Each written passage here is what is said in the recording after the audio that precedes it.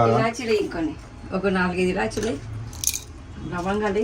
నీకు లవంగాలు ఇష్టమని గుమ్మరియకు పర్మిషన్ లేకపోతే తలకాయ నొప్పి ఎందుకు పెట్టుకోవాలి?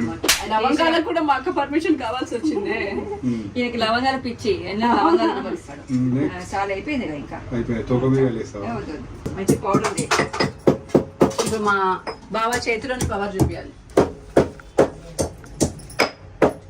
పొట్టు తీస్తున్నావు కడదే. ఇంకొకటి ఉంది లాస్ట్. అరే రామా, ఉబ్బరిస్తుంది. ఏసీ అనేది కూడా ఏసీ వేసుకొని చేసుకుందాం వంటలు అంటే. వంటలకు కూడా ఏసీ కావాలి. చూడు ఫ్యాన్ వేసి స్టవ్ మంటదు.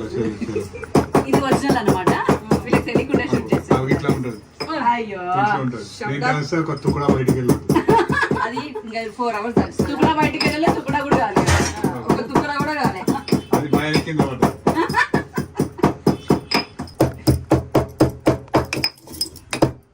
ఇంతకీ ఉప్పు వేసావా?